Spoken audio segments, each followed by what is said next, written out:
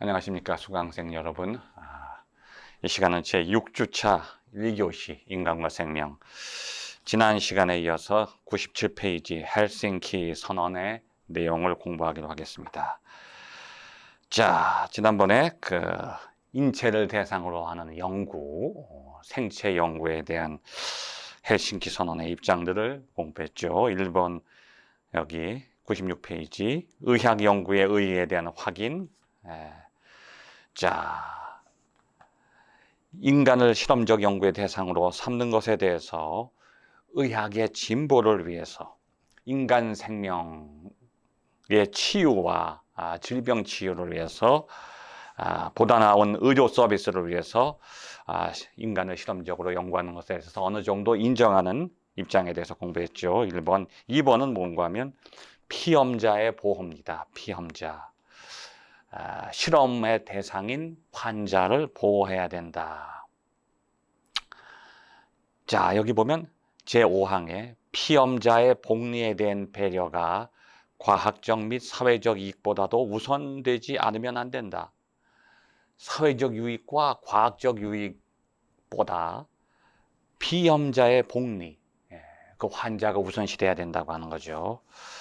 자, 그 다음에 여기 헬싱키 선언의 3번 인격 존중과 informed consent. 자, 그런데 이 환자와 피험자, 이 실험 대상자의 이익만을 중시해서는 이 실험이 또 제대로 또 진행되기도 힘들어요. 그래서 과연 그 환자에게 유익한 것이 무엇인가에 대해서 정말 윤리적으로 판단을 해야 돼요. 환자가 원하는 것이 환자에게 유익한 것인가, 아니면 환자가 원하는 것대로 하지 않는 것이 유익한 것인가, 이런 문제도 굉장히 중요하죠. 예를 들면 어떤 환자가 너무 생명이 위독해서 자기가 얼마 못 사니까 환자가 자기가 원하는 거예요. 나 인간답게 죽고 싶어요. 나 여기서 더 이상 실험하지 마시고 약도 주지 마세요. 편안하게 있다 죽을래요. 그 환자가 원하는 거잖아요. 그렇다고 해서 의사가 환자가 원하는 대로 알겠습니다. 처방도 안 내릴게요. 뭐 병원에서 퇴원하셔도 되고 편안하게 계시다 돌아가세요. 그럴 수는 없잖아요. 그래서 이 환자에게 이익이 무엇인가를 결정하는 것도 굉장히 윤리적으로 어려움이 있어요. 자, 그래서 자율의 원리, 다시 말해서 피험자, 환자의 인격을 존중하고 환자의 자유로운 의사에 의한 동의를 꼭 필요로 한다는 거죠. 인체 실험에 있어서는. 그래서 올바른 판단을 할 수 있도록 환자에게 정보를 제공해 줘야 된다는 겁니다. 왜냐하면 환자가 나 여기 가망이 없으니까 더 이상 치료 안 받을래요. 그렇게 생각할 때 이 의사와 생명과학자는 그렇지 않습니다. 당신이 가지고 있는 질병은 이러한 질병인데 이렇게 치료하면 가능성도 있습니다. 환자에게 충분하게 지식을 제공해 줘야 된다는 거죠. 그것이 바로 환자의 인격을 존중하는 거고, informed consent, 강제로 환자에게 동의를 구해서도 안 되고 또 무관심하게 환자 입장을 따라가서도 안 돼요. consent라고 하는 것은 서로 일치돼야 되는 의견이, 의사의 의견과 환자의 의견이 일치돼야 되는데 그러기 위해서는 그 내용에 대해서 충분하게 환자에게 정보를 제공해 주어야 된다는 것이 바로 헬싱키 선언의 3번입니다. 네 번째는 뭐냐? 절차 또는 제도의 확립. 절차 또는 제도의 확립. 이 환자를 철저히 보호하면서도 informed consent, 환자의 인격과 환자의 동의를 따라야 하는데, 그런데 이러한 실행을 연구자, 의사, 생명과학자의 결단에만 맡기는 것은 위험해요. 왜냐하면 상황이 너무 다양하기 때문에 그래요. 어떤 환자는 이러이러한 경우의 사례 속에서는 이러한 결단을 내려야 되고, 또 유사한 환자에게서는 또 다른 조건들이 있어요. 그러니까 환자도 인간이고 의사도 인간이고 실험을 하는 연구자도 인간이에요. 인간이기 때문에 그때그때 상황에 따라서 주관적으로 판단할 때가 있는데 그 판단이 잘못될 경우도 많이 있죠. 그래서 법적인 제도적인 장치를 확립해야 된다. 이것이 헬싱키 선언의 네 번째 내용입니다. 자, 그래서 1번은 의학 연구 의의에 대한 확인. 왜 의학 연구를 하느냐? 인간을 대상으로 하는 실험을 해야 되기 때문에 의학적인 관점에서는 그 실험을 허용해야 된다. 단 환자의 인격을 존중해서 질병 퇴치라든지 생명 존중을 위한 목적에만 환자에 대한 연구를 허용해야 된다. 이게 1번이고 2번은 사회적 유익보다 과학적인 발전보다도 그 환자와 피험자의 권리와 복리를 더 우선시해야 된다. 3번은 환자의 인격과 정보를 통한 동의를 꼭 전제로 해야 된다.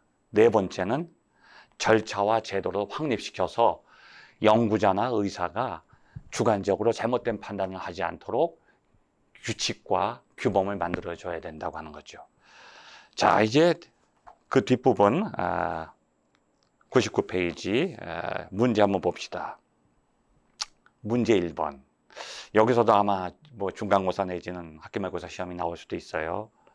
1번. 죽은 직후의 인체 실험이라면 승인한다는 베르나르의 견해에 대해서 비평해 보아라.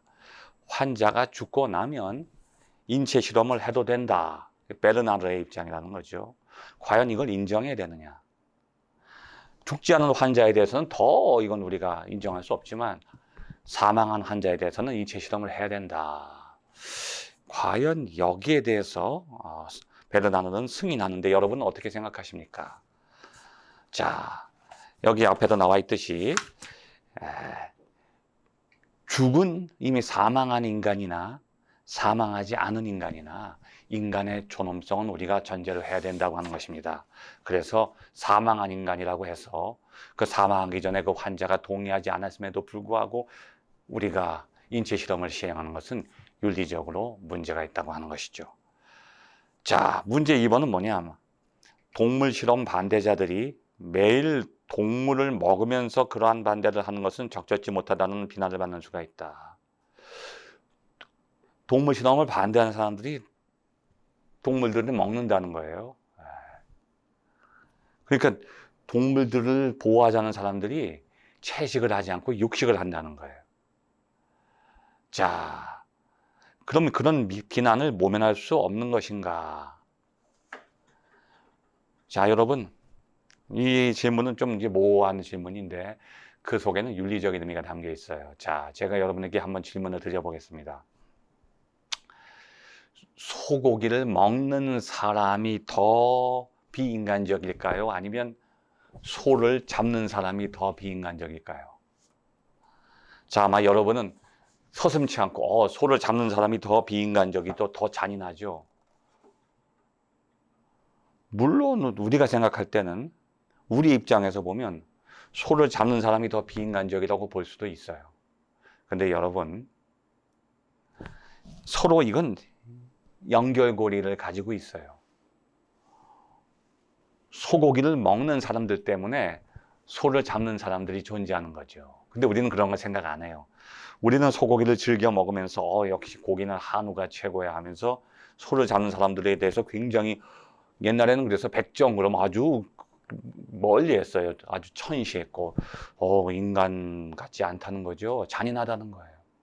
근데 여러분,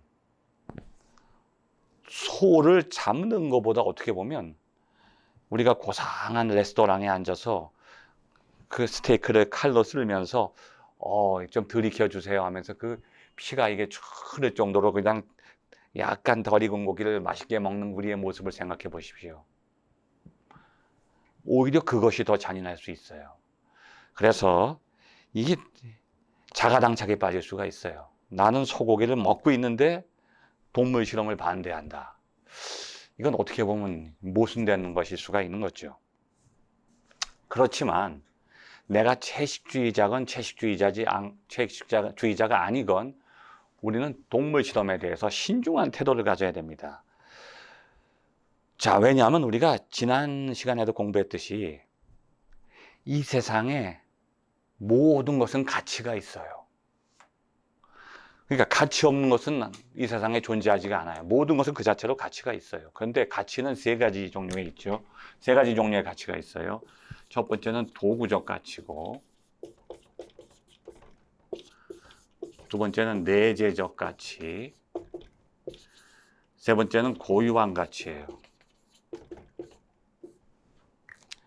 도구적 가치, 내재적 가치, 고유한 가치.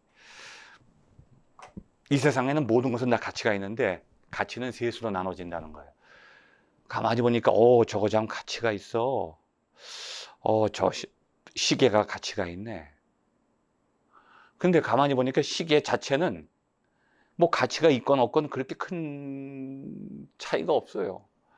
내가 시간을 볼 때 그 시계가 나한테 가치 있는 거죠. 그러니까 시계라고 하는 것은 나를 위해서 필요한 거예요. 나를 위해서 가치가 있다는 거죠. 그러니까 시계의 가치는 도구적 가치예요.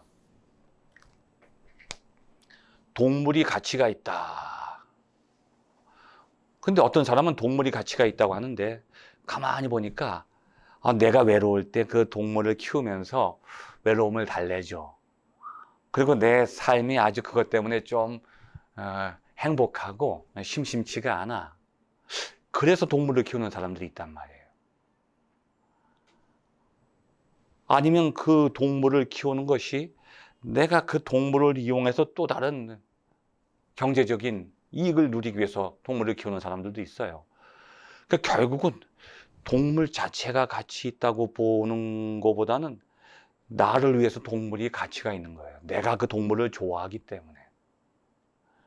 근데 우리는 참 동물을 가치 있다고 볼 때 그 동물 애호가, 동물 보호 운동하는 사람들도 가만히 보면 동물 자체의 가치보다는 인간을 위한 가치를 굉장히 생각한다는 거죠. 하다못해 어떤 사람은 개를 사육하는데 이 개를 사육해서 이걸 내다 팔기 위해서 애지중지하는 거예요. 그만큼 잘 키워서 아주 상품 가치를 높이면 그만큼 자기가 이익을 본다는 거죠. 이건 도구적 가치라고 하는 거예요. 근데 여러분, 세상의 모든 것이 도구적 가치면 이건 경제적인 것에 불과해요. 이 세상에 있는 것들이 어떤 것은 나무가 나에게 아무것도 주지 않아도 그 자체로서 가치 있을 수가 있죠. 내가 그것을 통해서 기쁨과 행복을 누리지 못해도 그 자체로서 가치 있다고 보는 게 있어요. 이건 내재적 가치예요. 내재적 가치는 이 도구적 가치는 이해관계 속에 있는 이해관계. 근데 내재적 가치는 이해관계를 떠난 거예요. 나에게 이익을 주든지 주지 않든지 그 자체로서 가치 있게 보는 거예요. 사실 이것이 바로 생명의 가치예요. 생명의 가치. 생명이라고 하는 것은 이해관계가 아니에요. 나에게 도움을 주든 주지 않던 이해관계를 떠나서 그것이 가치 있다고 볼 때 내재적 가치라고 하는 거죠. 그러니까 이 동물의 생명, 동물의 가치는 최소한 도구적 가치를 넘어서 내재적 가치를 가지고 있다고 봐야 되는 겁니다. 그런데 여기서 또 끝나면 안 돼요. 고유한 가치가 있어요. 지금 저는 동물이 가치 있다 이렇게 제가 주장을 했잖아요. 그런데 고유한 가치는 거기서 더 내려가는 거예요. 내가 저걸 가치 있다고 판단해서 가치 있는 게 아니에요. 내가 가치 없다고 생각해서 가치가 없는 게 아니에요. 인간의 그 판단을 넘어서서 가치가 있는 거예요. 그것은 그 자체로서 가치 있다. 이것을 고유한 가치라고 그래요. 그러니까 비슷하지만 차이가 도구적 가치는 이해관계 속에서 결정되는 가치예요. 나와 그것 사이에. 이거는 경제적 가치예요. 근데 생명을 거기다 집어넣으면 안 되잖아요. 이건 경제적 가치고 내재적 가치는 이해관계를 떠났는데 인간이 가치 있다고 판단하고 결정하는 거예요. 그런데 고유한 가치는 인간의 판단을 넘어서 있어요. 이게 바로 생명의 존엄성이에요. 고유한 가치, 생명의 존엄성. 이러한 생명윤리의 가치관을 확립한 사람이 있어요. 여러분 잘 아시는 슈바이처.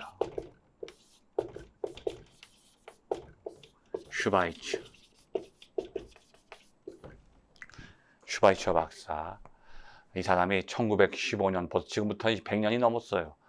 문화 철학이라고 하는 책 속에서 무슨 내용을 썼냐면 생명 경외 사상. 우리는 모든 생명을 그냥 가치 있다고 인정하는 것에서 끝나는 게 아니라 모든 생명을 존중하고 경외해야 된다.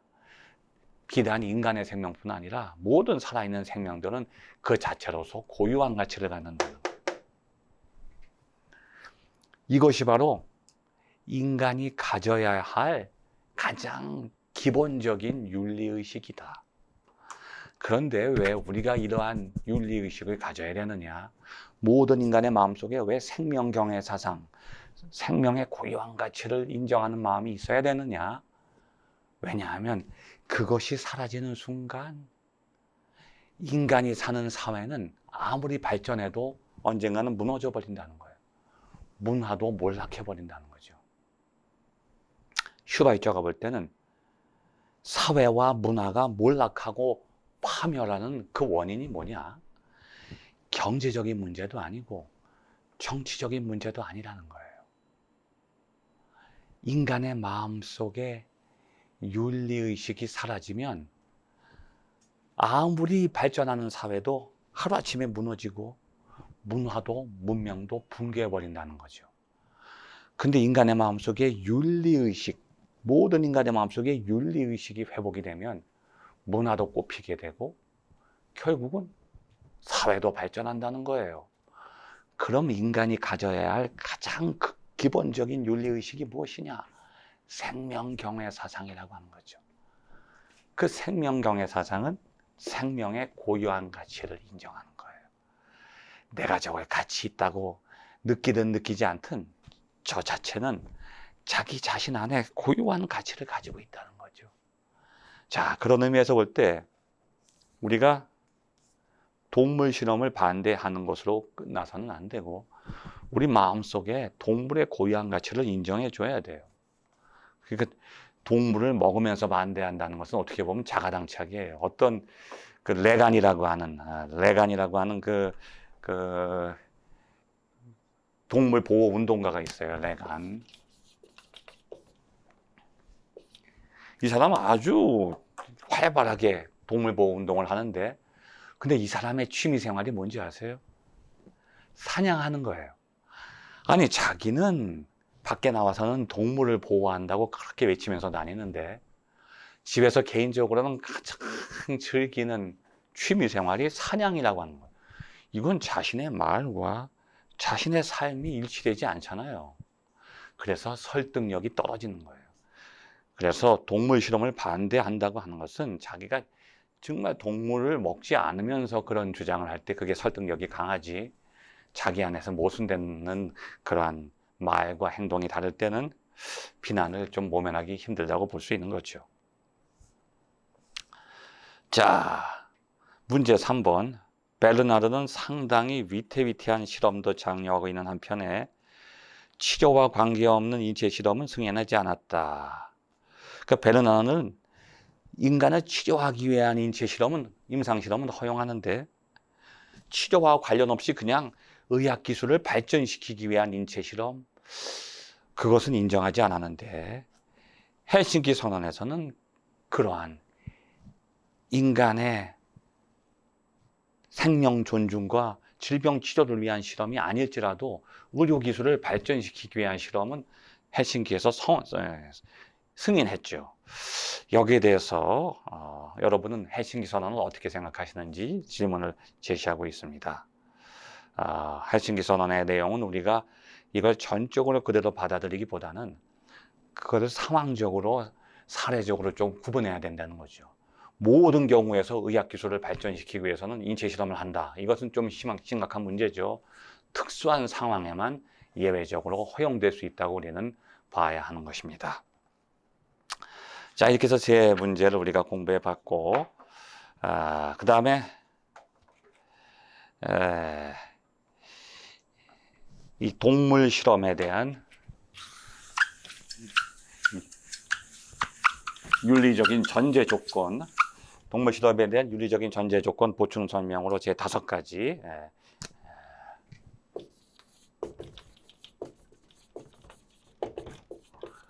윤리적 전제, 동물 실험의 윤리적 전제. 이건 뭐냐면 인간의 권리와 동물의 권리, 다시 말해서 인간의 가치와 동물의 가치가 충돌할 때 과연 우리는 윤리적으로 어떠한 결단을 내릴 수 있는가? 5가지 결단의 방향이 있다는 거죠. 인간의 가치와 동물의 가치, 두 가치가 충돌하는 거예요. 아까는 그냥 동물은 가치 있다. 동물의 가치만을 우리가 3가지 공부할 때 도구적, 내재적, 고유한 가치 이렇게 얘기를 했는데 인간도 도구적 가치, 내재적 가치, 고유한 가치로 나눠질 수 있어요. 인간도 인간을 볼 때 자기를 위해서 이용해 먹는다기보다는 이용하는 대상으로 인간을 볼 수도 있고, 아니면 나한테 손해를 끼쳐도 그 사람을 내가 존중하는 내재적 가치도 있을 수 있고, 나의 판단을 떠나서 그 사람을 존엄한 생명으로 인정하는 고유한 가치도 있잖아요. 예를 들면 여러분, 친구라고 하는 친구 관계 속에서는 내가 친구를 볼 때 어떻게 생각합니까? 이해관계 속에서 내가 이용합니까? 도구적 가치가 아니잖아요. 친구라고 하는 것은 내재적 가치예요. 내가 손해를 봐도 친구를 위해서 내가 도와줘야 되겠다. 그런데 이제 인간과 동물이 부딪히는 경우에는 어떻게 되느냐? 첫 번째는 자기 방어라는 게 있어요. 자기 방어. 인간의 입장을 선택하는 거야. 나를 방어해야 되는 거야. 왜냐하면 인간에게 위협이 될 때, 인간과 동물의 가치가 충돌됐을 때 동물의 가치를 선택하면 인간에게 위협이 되는 경우는 할 수 없이 불가피한 거예요. 자기 방어의 길을 간다는 거죠. 인간의 가치를 선택하는 거예요. 인간의 권리를. 두 번째는 뭐냐 하면 균형이에요. 균형. 인간과 동물이 부딪힐 때 균형은 뭐냐? 동물의 관점에서 동물에게 우호적인 방향으로 결정을 내리는 거죠. 이건 동물에게 우호적인 방향이죠. 동물에게 우호적인 방향. 그러니까 동물의 권리를 선택해 주는 방향이에요. 이런 경우는 인간에게 크게 피해가 되지 않는 경우예요. 인간의 가치를 손상시키지 않는 경우에는 균형의 입장이라는 거죠. 근데 세 번째는 뭐냐? 최소한의 과오예요. 최소한의 과오.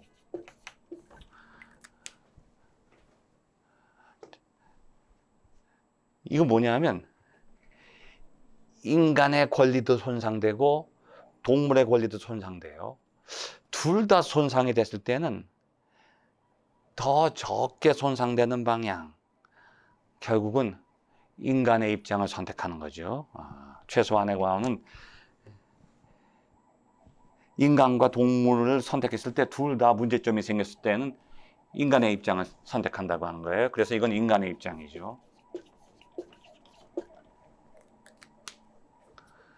자기 방어하고 좀 달라요. 자기 방어는 동물의 가치를 선택했을 때 치명적으로 인간에게 문제가 생기는 거예요. 그랬을 때 자기 방어지만 둘 다 문제일 경우에는 문제가 적은 방향이 인간의 입장이라는 거죠.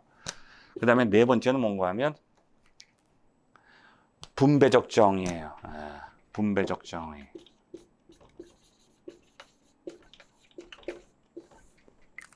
분배적 정의는 동물의 권리와 인간의 권리가 충돌했을 경우에는 우선 동물의 권리보다는 인간의 권리를 충족시키고 동물의 권리도 함께 충족시키는, 적당하게 그 권리를 분배한다는 거예요. 동물과 인간의 입장을 서로 한번 배려해서 분배하는 입장이 분배적 정의고, 자, 5번째는 뭐냐 하면 보상적 해결, 보상적 정의죠. 보상적 정의. 이거는 뭐냐면 인간의 권리와 동물의 권리가 충돌했을 때 손상되는 부분만 해결해 주는 거예요. 인간이 권리가 손상됐고 동물이 손상됐을 때 손상되는 부분만 해결해 주는 것입니다. 이렇게 마무리하고 우리 다음 시간에는 인공 임신 중절 부분으로 넘어가기로 하겠습니다. 감사합니다.